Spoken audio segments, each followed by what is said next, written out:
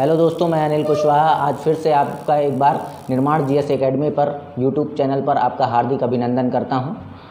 जैसा कि पिछली वीडियो में मैंने नाउन, टेंस ये सारी चीज़ों का जिक्र किया था, अब एक नए टॉपिक के साथ मैं आज आपके पास प्रोनाउन लेके आया हूं, जो कि प्रोनाउन है क्या उसके बारे में जानते हैं। इतना तो समझ में आया होगा, जब मैंने नाउन पढ़ाया था तो नाउन में आपका नेम, प्लेस, एनिमल, थिंग ये सारी चीज़ें मैंने बताया था कि ये सारी चीज़ें नाउन में आती हैं। लेकिन प्रोनाउन क्या है? प्रोनाउन वही चीज़ें तो उसके इंस्टेड ऑफ नाउन की जगह पर इंस्टेड ऑफ नाउन, मतलब नाउन की जगह पर जो आने वाले शब्द होते हैं वो क्या कहलाते हैं? आपका प्रोनाउन कहलाते हैं, है ना। तो जैसा कि एग्जाम्पल के तौर पे समझते हैं, जैसे John was a voice man, John had 2 daughters, है ना। तो 2 daughter। अब यहाँ पर देखिए जॉन लिखा हुआ है, यहाँ पर भी जॉन लिखा हुआ है। ये दोनों एक तो नाउन है, दूसरा भी नाउन ही है, लेकिन हमारा जो प्रोनाउन की जो डेफिनेशन है वो instead of noun we use he, she, it, they, their, ये सारी चीज़ें यूज़ होती हैं, उसी को हम प्रोनाउन कहते हैं, है ना। तो समझिए प्रोनाउन को हिंदी में क्या कहते हैं? सर्वनाम कहते हैं। और जो हिंदी में भी, हिंदी के टीचर भी पढ़ा सकते हैं इसे। नाउन, प्रोनाउन ये सारी चीज़ें, संज्ञा, सर्वनाम ये सारी चीज़ें आपको हिंदी में भी डिस्कस किया जाता है और ये ग्रामर के रूप में आ भी जाता है। तो समझिए यहाँ पर जो मैं आपको बताने जा रहा हूँ कि प्रोनाउन की जगह पर, वही नाउन की जगह पर जो लगने वाले शब्द होते हैं उन्हीं को हम प्रोनाउन कहते हैं, मतलब नाउन के साथ में भी। कुल मिलाकर अगर मैं यहाँ पर जॉन अगर बार बार दिख रहा है तो इस जॉन की जगह पर हम ही का इस्तेमाल कर सकते हैं, है कि नहीं? बिल्कुल कर सकते हैं, क्योंकि जॉन एक लड़का है जिसे हम जानते हैं, और इस जॉन के बाद बार बार जॉन ना रिपीट होकर उसके जगह पर हम प्रोनाउन वर्ड का यूज़ करते हैं। इसी को हम इंस्टेड ऑफ नाउन की जगह पर हम प्रोनाउन कहते हैं, ठीक है। प्रोनाउन के टाइप्स अगर हम देखेंगे, इसे बताने की ज़रूरत नहीं है, या फिर आप इसका स्क्रीनशॉट ले लीजिए या फिर लिख लीजिए कहीं कॉपी पर।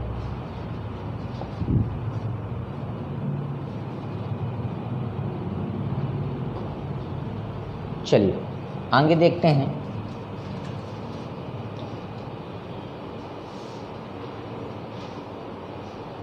कुछ नहीं है, प्रोनाउन में थोड़ा थोड़ा सा टॉपिक आते हैं और इन पार्ट्स ऑफ स्पीच को लेकर काफ़ी सारे क्वेश्चंस अटेम्प्ट होते हैं।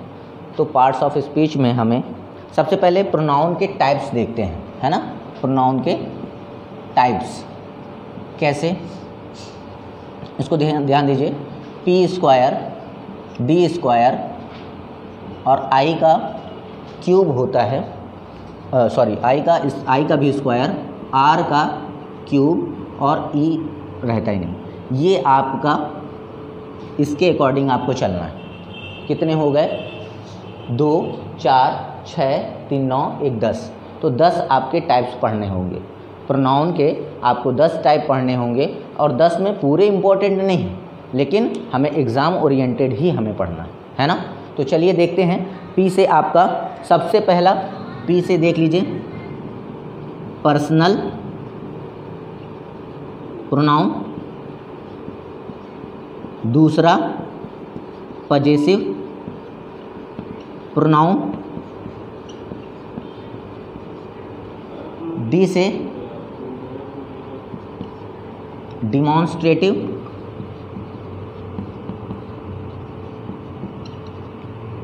डिस्ट्रीब्यूटिव,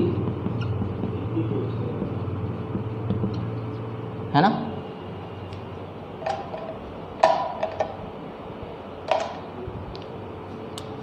अब आई से ले लीजिए, इंटरोगेटिव एंड इंडेफिनिट। आर से ले लीजिए किधर पर लिखूं, रेसिप्रोकल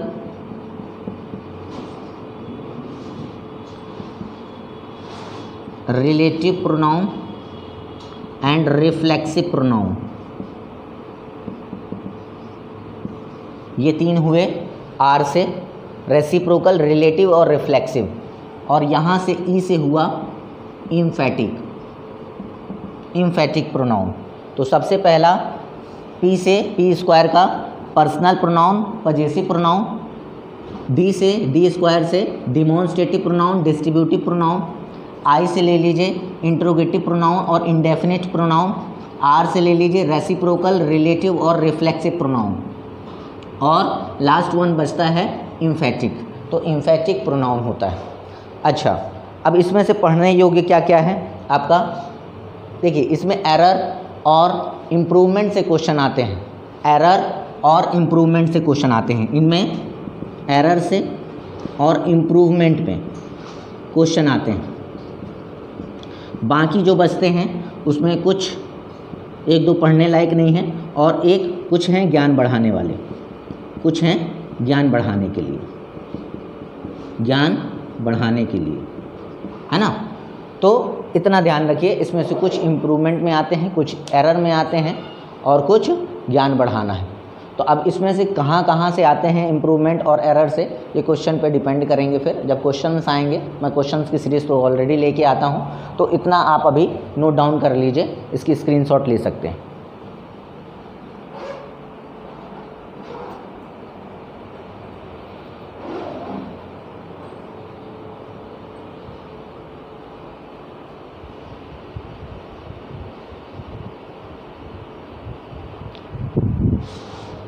सभी को समझ में आ रहा होगा इसमें क्या क्या पढ़ना है अपने को प्रोनाउन में। ये है टाइप्स, प्रोनाउन के टाइप्स जो हैं उसी के अकॉर्डिंग हमें पढ़ना है। और पी से P square, D square, I square, R cube and E single ही है ना। तो इसे ज़रूर देखना है ये सारी चीज़ों को, क्योंकि इसके अकॉर्डिंग ये मैंने मैथ का फॉर्मूला रूल नहीं लिखा है, ये बस टाइप्स हैं जो याद करने में आसानी होती है। इसके ज़रिए हमने personal pronoun, possessive pronoun, demonstrative, distributive, reciprocal, relative, reflexive, interrogative, indefinite and emphatic. तो 2, 2, 4, 3, 7, 2, 9, 1, 10 मिल गया ना। तो ऐसे ही हमारे कुल मिलाकर कितने टाइप्स हुए, 10 टाइप्स के हुए प्रोनाउन, ठीक है ना। जो इसमें से कुछ हमें पढ़ना है, कुछ नहीं पढ़ना है, 1-2 ही हैं, लेकिन थोड़ी थोड़ी की जानकारी उसके बारे में मैं बता दूंगा, ठीक है ना। चलिए, आशा है कि आपने स्क्रीनशॉट ले लिया होगा।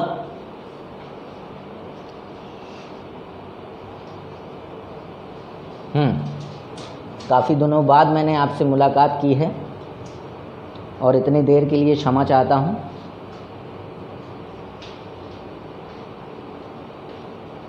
अब आपके पास हो सकता है जल्द ही आऊँ मैं, थोड़ा सा तबीयत के कारण मैं आने में असमर्थ था यहाँ पर, इस वजह से, है ना। तो चलिए, अब पर्सनल प्रोनाउन के लिए एक मैंने चार्ट बताया था आपको, जो कि मैंने टेंस पे आपको डिस्कशन किया था, और उस वक्त मैंने बताया था कि ये सारी चीज़ें का, इस चार्ट का जिक्र हम प्रोनाउन में विस्तार पूर्वक करेंगे, है ना, ये बताया था मैंने। तो चलिए वही चार्ट को आज फिर से रिपीट करते हैं। ध्यान दीजिएगा, पर्सनल प्रोनाउन में, आपका पर्सनल प्रोनाउन में ध्यान दीजिएगा थोड़ा सा। अब मैं यहाँ पर लिखता हूँ first person, second person and third person.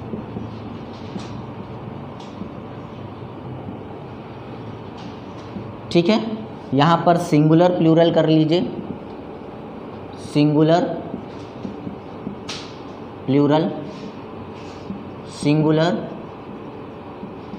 Plural, फिर यहाँ पर singular plural.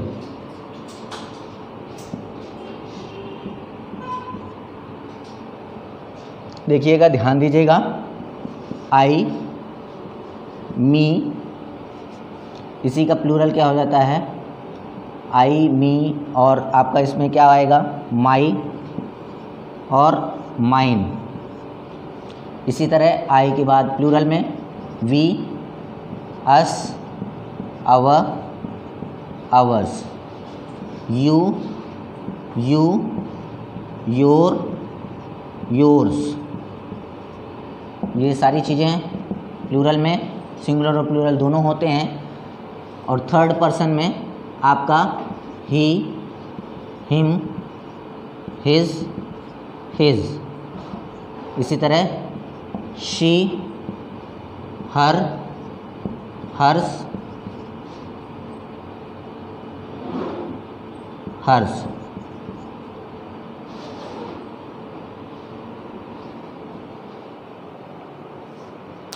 She, her, her, hers. Plural में दे, देम, देयर, देयर्स। ठीक है, ये समझ में आया। इस चार्ट को अपन डिस्कस करते हैं अभी। मैंने पहले ही कहा था कि इस प्रोनाउन में जो चार्ट मैंने बताया था आपको टेंस में, उस चार्ट को मैंने प्रोनाउन में डिस्कस करने के लिए कहा था कि प्रोनाउन में हम विस्तार पूर्वक डिस्कस करेंगे। तो बस उसी के सिलसिले पे आज हम उसके विस्तार पूर्वक क्वेश्चंस भी लेके आएंगे, इसमें से कैसे क्वेश्चंस बनते हैं। ठीक है भैया, चलिए अब यहाँ पर देखिए, सिंगुलर में फर्स्ट पर्सन में आई, वी होता है, तो सिंगुलर में आई होता है और प्लूरल में वी होता है। तो हम जनरली हम फर्स्ट पर्सन में आई, वी पढ़ते हैं, सेकंड पर्सन में यू पढ़ते हैं, और थर्ड पर्सन में ही, सी, इट, दे। तो इट का यहाँ पर वो जिक्र नहीं है, लेकिन इट से क्वेश्चन कैसे बनते हैं ये चीज़ें ज़रूर आपको बताऊंगा। ठीक है ना, क्योंकि इट से ही मोस्ट इम्पॉर्टेंट थिंग है कि इट से क्वेश्चन ज़रूर आते हैं, और वो कैसे क्वेश्चन होंगे वो मैं आपको बताऊँगा। चलिए पहले इसको डिस्कस कर लेते हैं। तो ये तो हुआ आपका, सारी चीज़ें जितनी ऊपर दी हुई हैं वो हुआ आपका नॉमिनेटिव केस। कहाँ पर लिख दूँ मैं, इधर पर लिख देता हूँ, नॉमिनेटिव केस। ठीक है ना, इसे केस में भी जानते हैं। सेकेंड वन, ये जो सेकेंड लाइन है ये आपकी जाएगी ऑब्जेक्टिव केस।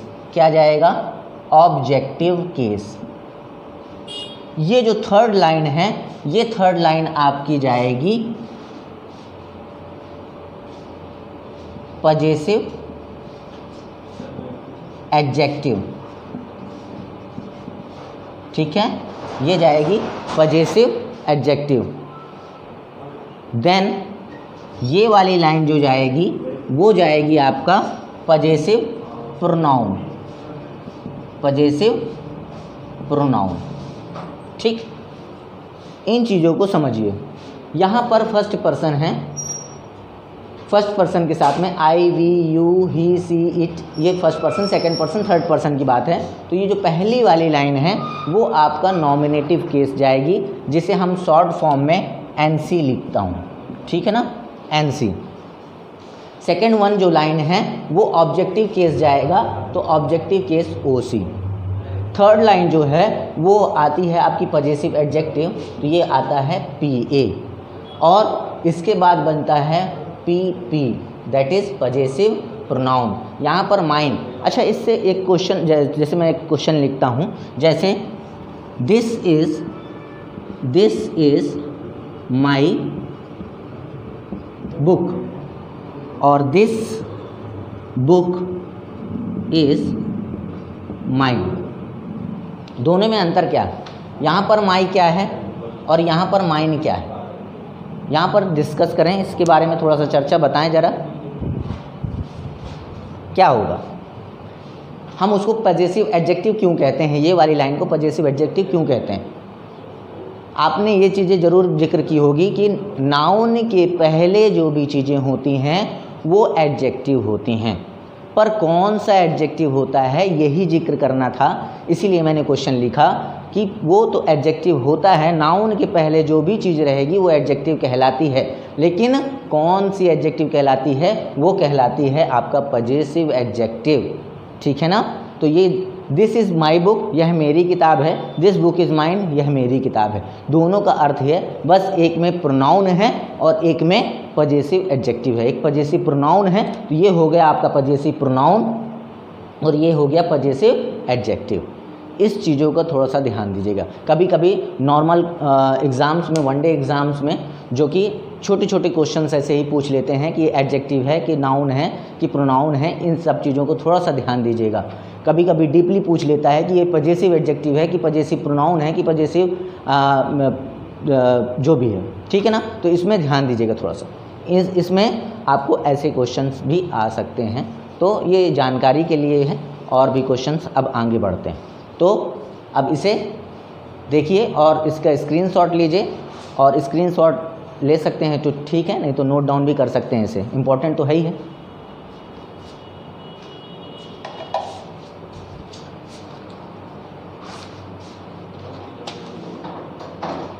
चलिए जल्दी जल्दी कर लीजिए थोड़ा सा।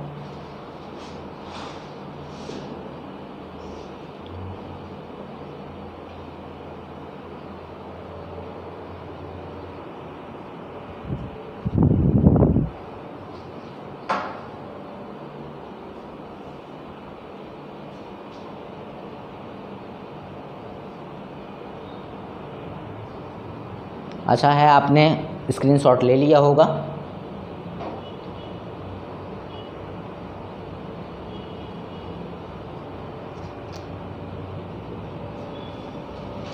तो समझ में आया नॉमिनेटिव केस और ऑब्जेक्टिव केस में क्या डिफरेंस है, हम ऑब्जेक्टिव केस कहाँ पर यूज़ करते हैं और कहाँ पर नहीं करते हैं, नॉमिनेटिव केस क्या होता है, ये सब चीज़ों को जानकारी आपको होनी भी चाहिए, है ना। चलिए अब एक चीज़ और ध्यान दीजिएगा, क्योंकि वर्ब जो होता है, वर्ब के पहले जो होता है उसमें हम नॉमिनेटिव केस का यूज़ करते हैं, और वर्ब के बाद जो होता है वो ऑब्जेक्टिव केस का यूज़ करते हैं, ठीक है ना। जैसे for example I teach him, तो आई वर्ब हुआ, टीच ये हुआ वर्ब, तो वर्ब के पहले ये जो हुआ एनसी मतलब नॉमिनेटिव केस, और वर्ब के बाद आपका इसके बाद क्या आया, हिम क्या है, ऑब्जेक्टिव केस। चार्ट उठाकर देखिए, उसमें आपको क्वेश्चन मिल जाएगा। तो यहाँ पर आप देखेंगे कि हिम भी आपका ऑब्जेक्टिव केस में आता है, ठीक है ना, ही का हिम ही होता है। और ये जो चार्ट है, ये चार्ट आपका direct, indirect, active, passive voice बहुत इंपॉर्टेंट करेगा, और भी जो आपके सिलेबस में है उसमें बहुत महत्वपूर्ण चीज़ें, तो इसको भूलिएगा नहीं, बस धीरे धीरे इसको कंटिन्यूटी पे लाइए, है ना। और मुझे ऐसा लग रहा है कि आप लोग इंग्लिश पढ़ना ही छोड़ दिए थे, लग तो रहा है ऐसा ही, क्योंकि इतने दिनों बाद मैं भी मुलाकात हुई आप लोगों से, और जैसा कि धीरे धीरे पढ़ाई का जो इंग्लिश का है खासकर, उसका तो और भी नहीं, वैसे भी इंग्लिश से लोग डरते हैं, और तो यहाँ तो और भी नहीं पढ़ना होता है फिर, है ना। लेकिन पढ़ाई करते रहिए, जो है जो भी दिक्कतें आती हैं आप निर्माण जीएस एकेडमी पर आप कमेंट कर सकते हैं, जो भी पूछना होता है उसे पूछ सकते हैं इंग्लिश के बारे में भी। तो चलिए आगे बढ़ते हैं। इसके बाद अपन चलते हैं पर्सनल प्रोनाउन के जितने भी first person, second person, third person जो होते हैं उसका सेंस देखिए। जब भी पर्सनल प्रोनाउन में क्वेश्चन कैसे पूछते हैं, इन सब चीज़ों को थोड़ा सा ध्यान दीजिएगा। ऑल थ्री पर्सन्स अगर दिए रहेंगे, ऑल थ्री पर्सन्स अगर दिए रहेंगे तो उसमें आपको अगर तीनों पर्सन दिए हैं, तीनों पर्सन में सेंस आपका पॉजिटिव है, पॉजिटिव सेंस है, तो आपका जो रूल लगेगा वो 2 3 1 का रूल लगेगा। ये फर्स्ट टाइप है जो एग्ज़ाम ओरिएंटेड है और बहुत ही महत्वपूर्ण भी है, ठीक है ना। जैसे for example you, he and I go to the market. You आपका क्या है, सेकंड पर्सन, ही आपका थर्ड पर्सन, आई आपका फर्स्ट पर्सन। ध्यान दीजिएगा, अगर पॉजिटिव सेंस है और तीनों पर्सन्स दिए हैं तो उस पॉजिटिव सेंस के लिए 2 3 1 का फॉर्मूला यूज़ होता है, और इसे हम 2 3 1 पे ही यूज़ करेंगे, ये ध्यान में रखिएगा, क्योंकि यही एग्ज़ाम ओरिएंटेड क्वेश्चंस आते हैं। तो फिर से एक बार बता देता हूँ, अगर तीनों पर्सन्स दिए हैं और सेंस आपका पॉजिटिव है तो आपको जो रूल यूज़ करना है 2 3 1 का यूज़ करना है। 2 3 1 मतलब सेकंड पर्सन, थर्ड पर्सन और फर्स्ट पर्सन। सेकंड पर्सन में क्या आता है, यू आता है, थर्ड पर्सन में ही सी इट दे आता है और फर्स्ट पर्सन में आई वी आता है। ध्यान दीजिएगा। नेक्स्ट, समझ में आया? अब इसमें सीक्वेंस नहीं चेंज होंगे। सबसे बड़ी बात है कि इसमें सीक्वेंस चेंज नहीं होंगे। अगर आपका थर्ड नंबर नहीं दिया, अगर 2 की बात अगर आती है तो अगर थर्ड नंबर नहीं दिया मतलब थर्ड पर्सन नहीं दिया है तो उसे हम 2 1 में डिनोट करेंगे। अगर 1 नहीं दिया है, अगर सपोज दैट 1 नहीं दिया है तो 2 3 में यूज़ करेंगे। अगर 2 नहीं दिया है तो फिर हम 3 1 में यूज़ करेंगे। ये ध्यान में भी रखना है, इसमें भी सीक्वेंस चेंज नहीं होंगे। ठीक है ना? इन चीज़ों का बहुत इफ़ेक्ट डालेगा कि अगर ऐसा होगा तो फिर आपको ऐसा भी करना है।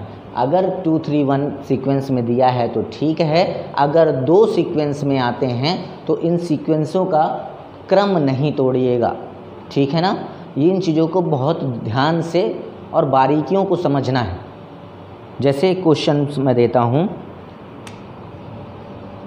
आई and he will not beg in front of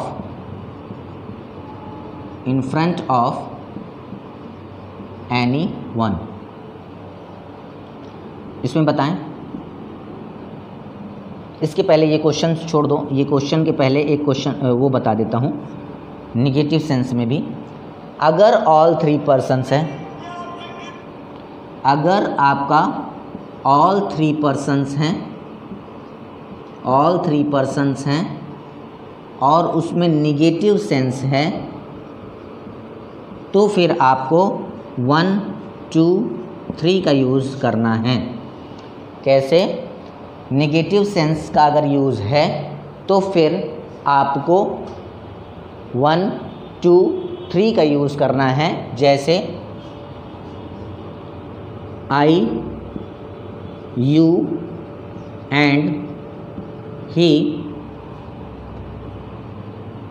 have done this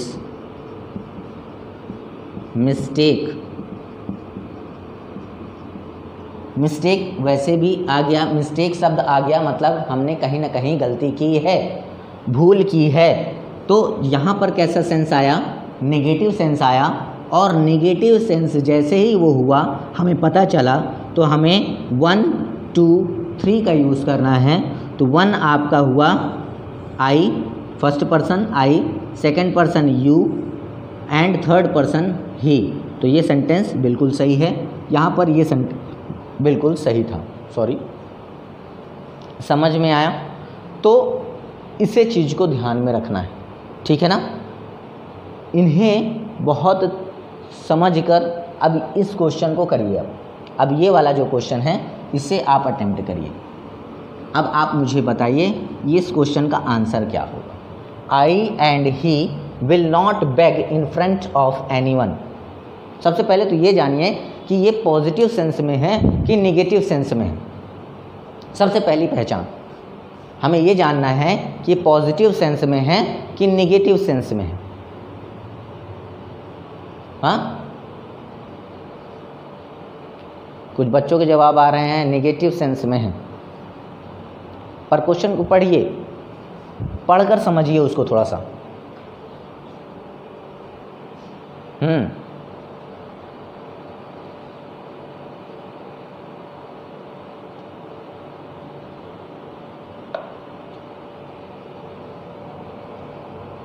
I and he will not beg in front of anyone।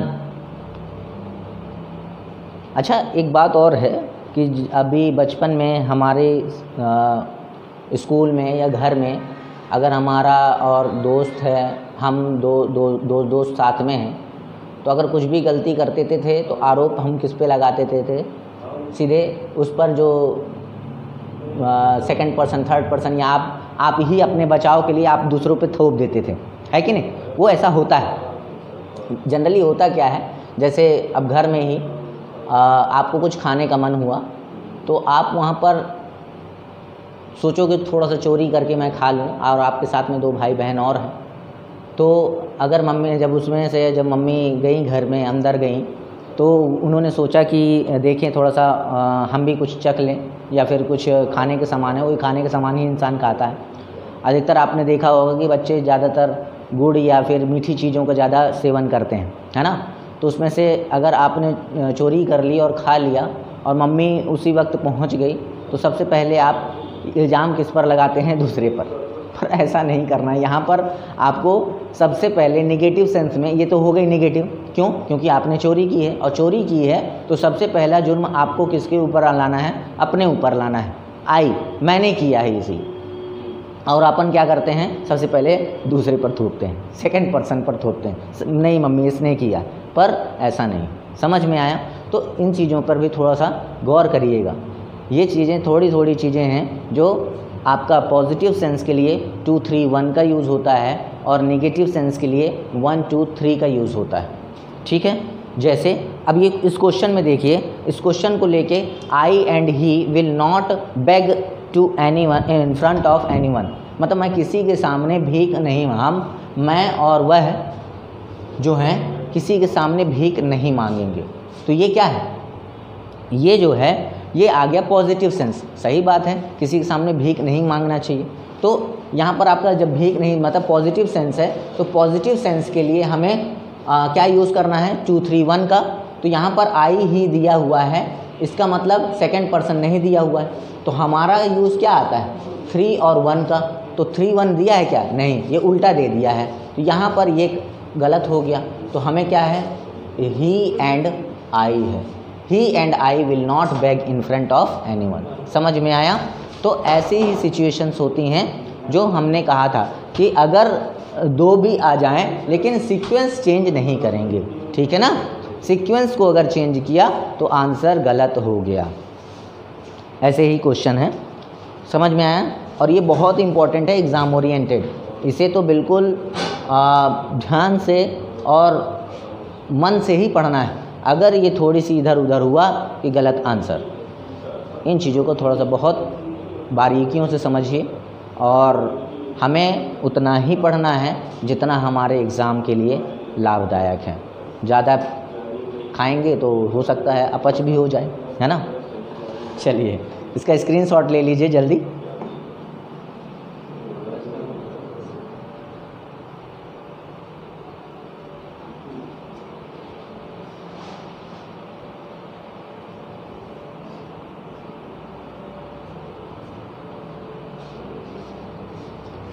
चलिए अब इसमें ही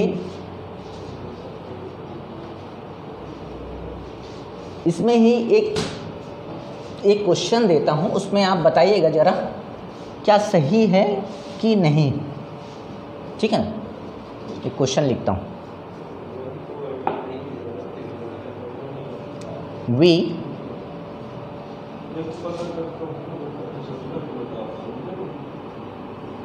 you and they should go for a walk.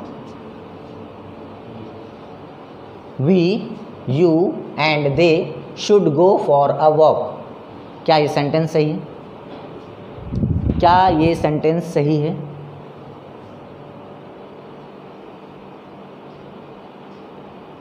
We, you and they should go for a walk.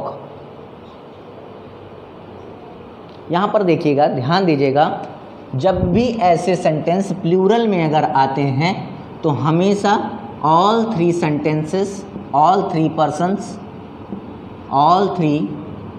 persons अगर plural में हैं तो फिर हमारा जो रूल लगेगा वो 1 2 3 लगेगा। इसका मतलब फर्स्ट पर्सन, सेकंड पर्सन और थर्ड पर्सन ही लगेगा, चाहे वो प्लूरल में कोई भी सेंटेंस नेगेटिव हो, ये सेंस चाहे पॉजिटिव में हो, सेंस पॉजिटिव हो या फिर नेगेटिव सेंस में हो। अगर सेंटेंस में all 3 persons are plural form, तो वो सेंटेंस चाहे पॉजिटिव हो या नेगेटिव हो, हमें 1 2 3 का ही फॉर्मूला यूज़ करना है। क्लियर? फिर से एक बार समझिए, अगर सेंटेंस तीनों पर्सन्स प्लूरल में है और उसमें सेंटेंस नेगेटिव हो या पॉजिटिव सेंस हो, उससे मतलब नहीं है, हमें जो फॉर्मूला यूज़ करना है वो 1 2 3 का फॉर्मूला यूज़ करना है। क्लियर? चलिए, इस क्वेश्चन को मतलब ये आंसर, ये एग्जाम्पल कैसा है, बिल्कुल सही, ठीक है। नेक्स्ट स्क्रीनशॉट ले लीजिए जल्दी से।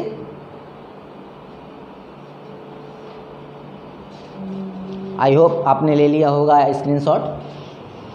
चलिए आगे बढ़ते हैं।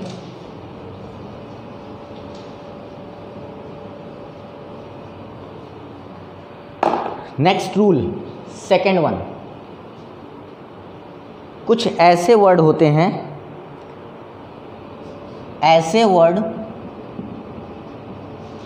जिनके साथ हमेशा ऑब्जेक्टिव केस का यूज़ होता है।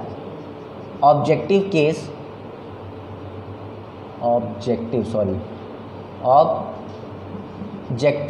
का यूज़ होता है। ऐसे वर्ड जिनके साथ ऑब्जेक्टिव केस का यूज़ होता है, क्या है वो लेट है, बिटवीन के साथ डॉट डॉट डॉट एंड है, और बिटवीन लेट हो गया, बिटवीन डॉट डॉट एंड है, और तीसरा है प्रीपोजिशन के बाद, प्रीपोजिशन वर्ड के बाद, हमेशा इन सब के बाद ऑब्जेक्टिव केस का यूज़ होता है। क्लियर? कैसे? फॉर एग्जाम्पल के तौर पर देखते हैं, लेट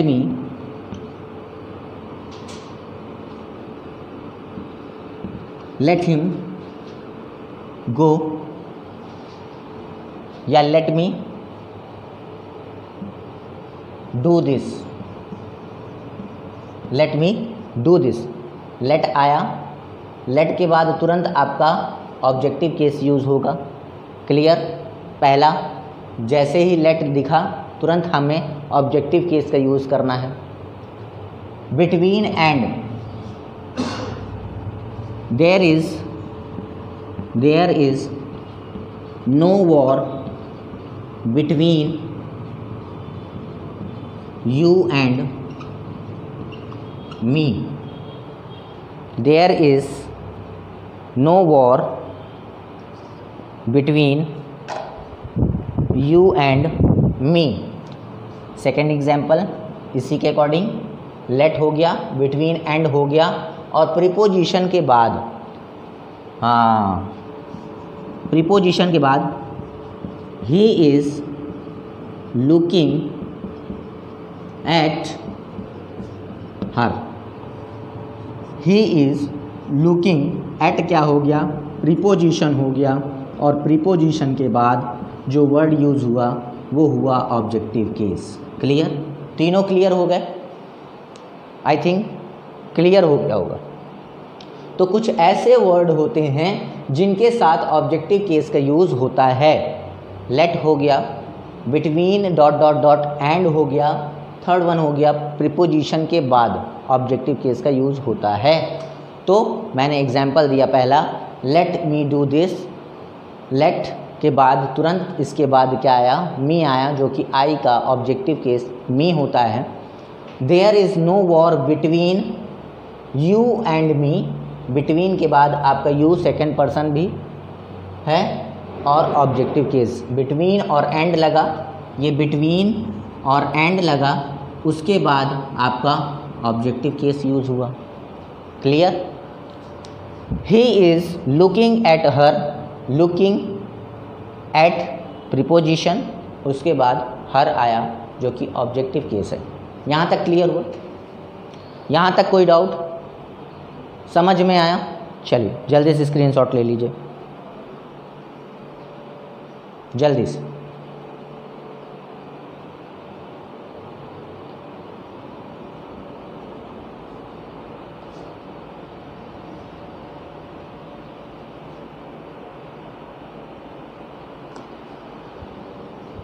बहुत दिन से राइटिंग नहीं लिखा है बोर्ड पर, तो शायद राइटिंग का इशू होगा, पर डोंट वरी, सारी चीज़ें समझ में आ रही होगी, है ना? चलिए नेक्स्ट आगे बढ़ते हैं। आई होप आपने स्क्रीनशॉट ले लिया होगा। चलिए इसके बाद जो थर्ड और वेरी वेरी इंपॉर्टेंट जो है वो अब आ रहा है। चलिए जो थर्ड रूल है आपके पर्सनल प्रोनाउन से ही, ये थर्ड जो कि वेरी वेरी इंपॉर्टेंट है, इसे चाहे 3 स्टार मार लीजिएगा। मैं एक क्वेश्चन लिखता हूँ, इट इज़ आई या me who is to blame. It is I या me who is to blame. Answer बताएं। इट इज़ आई या me who is to blame, क्या होगा आंसर? इट इज़ आई या फिर me who is to blame. Exam में question ऐसे नहीं आते हैं, क्वेश्चन डायरेक्ट दे देगा it is I who is to blame, ऐसे क्वेश्चन आते हैं। फिर क्या करेंगे आप? सेंटेंस में पहले तो ये बताइए कि इसमें क्या सही है। बहुत बच्चे मी बता रहे हैं, कुछ बच्चे भी आई बता रहे हैं।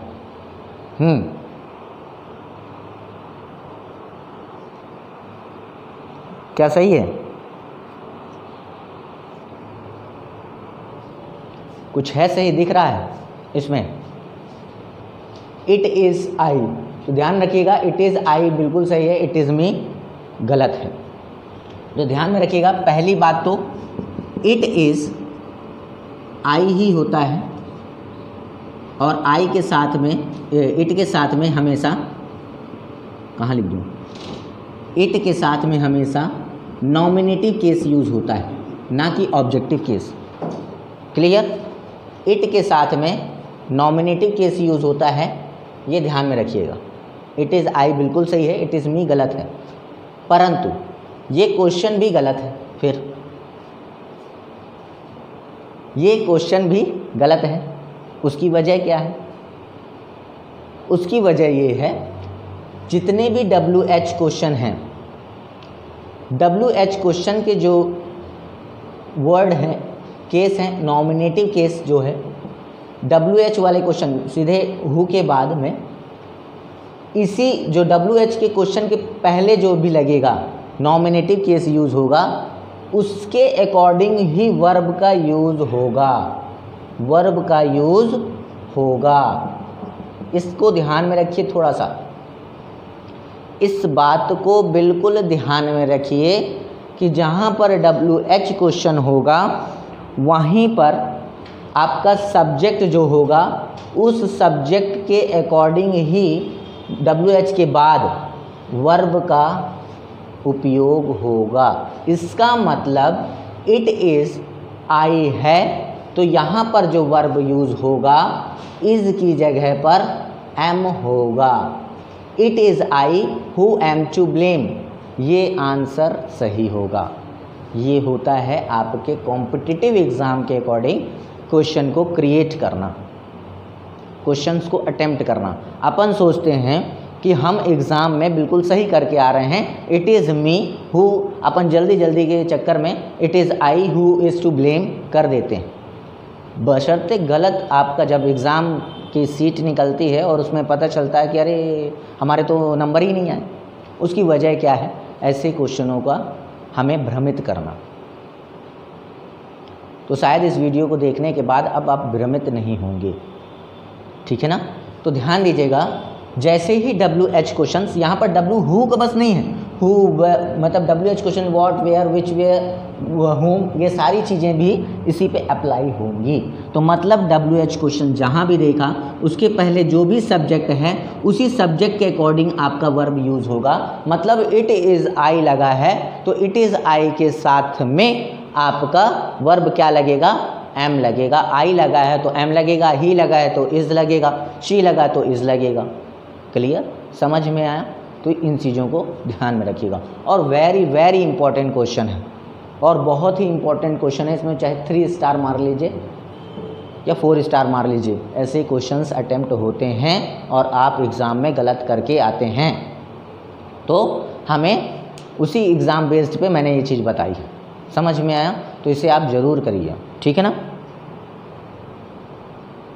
चलिए स्क्रीनशॉट लीजिए जल्दी।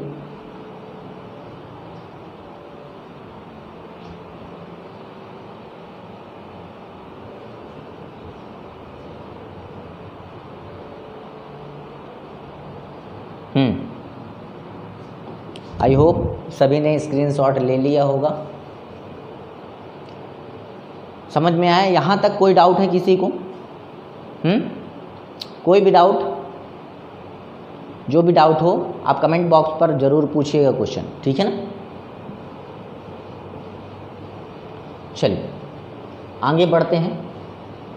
अब 3 क्वेश्चन दे रहा हूँ, उस 3 क्वेश्चन में आप ये बताइएगा कि कौन से क्वेश्चन सही हैं और कौन से क्वेश्चन गलत हैं, ठीक है ना। लिख रहा हूँ, he is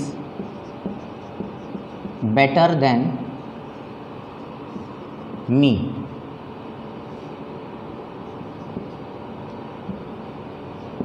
I run faster than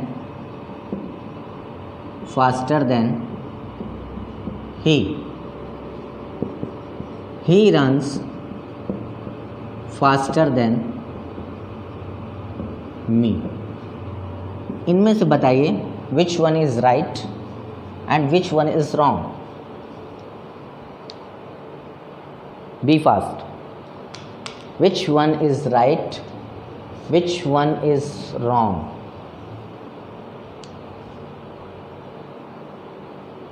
जल्दी बताइए।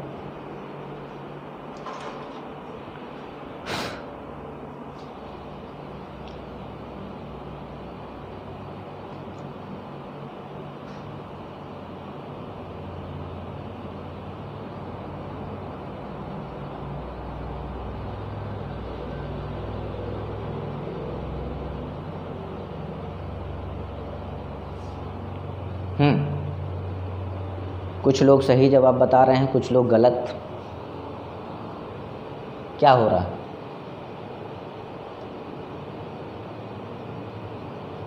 सारे सही लग रहे हैं ना, सारे सही लग रहे हैं। गलत है भैया, है ना। चलिए देखिए क्या, तो यहाँ पर समझ लीजिए, जब कंपैरिजन की बात हो ना, जब कंपैरिजन 2 लोगों के बीच में हो, जब कंपैरिजन 2 लोगों के बीच में हो, तो फर्स्ट जो होगा नॉमिनेटिव केस जो होता है, पहला नॉमिनेटिव केस होगा तो दूसरा भी नॉमिनेटिव केस में ही होता है। पहला ये है, ठीक है ना। तो ध्यान दीजिए, आई रैन फास्टर देन ही, तो देखिए यहाँ पर आई नॉमिनेटिव केस, यहाँ पर भी ही क्या है, नॉमिनेटिव केस है। तो ये आपका सेंटेंस बिल्कुल सही हो गया, सेकंड वन। थर्ड में देखिए, अगर फर्स्ट नॉमिनेटिव केस है, इसे नॉमिनेटिव केस के साथ सब्जेक्टिव केस भी यूज बोल सकते हैं, है ना। सब्जेक्टिव केस पर नॉमिनेटिव केस, और इधर पर देखिए मी क्या हो जाता है, ऑब्जेक्टिव केस, मतलब सेंटेंस हो गया रॉन्ग। इसी तरह यहाँ पर ही नॉमिनेटिव केस है तो मी यहाँ पर फिर से आ गया ऑब्जेक्टिव केस, मतलब ये भी सेंटेंस रॉन्ग हो गया। क्लियर। जब कंपैरिजन दो लोगों के बीच में हो और फर्स्ट नॉमिनेटिव केस हो तो दूसरा भी नॉमिनेटिव केस होना चाहिए, अन्यथा वह क्वेश्चन गलत हो जाता है। अकॉर्डिंग टू स्पोकन इंग्लिश हम बोल देते हैं he is better than me, spoken English में सही है, बट कॉम्पिटिटिव एग्ज़ाम पे एक कॉम्पिटिटिव एग्ज़ाम के अकॉर्डिंग और इसके अकॉर्डिंग ये सारी चीज़ों का गलत हो जाती है। ग्रामर बेस्ड जो है, तो ग्रामर बेस्ड आपका गलत हो गया, और ग्रामर बेस्ड गलत हुआ तो कॉम्पिटिटिव एग्ज़ाम में तो बिल्कुल गलत ही हो गया, ठीक है ना। तो ग्रामर भी हम तो ग्रामर ही पढ़ रहे हैं, पर बेस्ड कौन सा है, कॉम्पिटिटिव एग्ज़ाम वाला। समझ में आया? तो ऐसी चीज़ें हैं, तो इन्हें आपको नोट डाउन करना है या स्क्रीनशॉट ले सकते हैं। ऐसे ही महत्वपूर्ण क्वेश्चन ही हैं, ठीक है ना। मैं कुछ क्वेश्चंस दूंगा, 3-4 क्वेश्चन, 3 क्वेश्चंस देता हूं, उसे आप होमवर्क के तौर पर लिखिएगा और मुझे बताइएगा क्या सही है क्या गलत है, ठीक है ना। चलिए स्क्रीनशॉट ले लीजिए जल्दी से, फटाफट क्वेश्चंस दे रहा हूं, 3 क्वेश्चंस दूंगा बस, 3 क्वेश्चंस जल्दी से आप इसमें स्क्रीनशॉट ले लीजिए जल्दी से।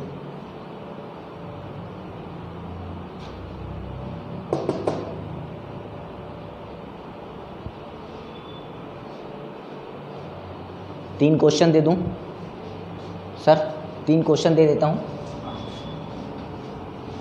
होमवर्क के तौर पर। चलिए, I, you and he have done this work. I, you and he, first question. Second question है I, you and he committed a crime। ये आपका होमवर्क है, ठीक है ना। थर्ड क्वेश्चन है you, he and I have made a blender. ये 3 question हैं जो कि आपको होमवर्क के तौर पर मिले हैं। तो आज के लिए बस इतना ही। चैनल के लिए सब्सक्राइब और यूट्यूब पर लाइक ज़रूर कर दीजिएगा, लाइक शेयर और सब्सक्राइब। धन्यवाद।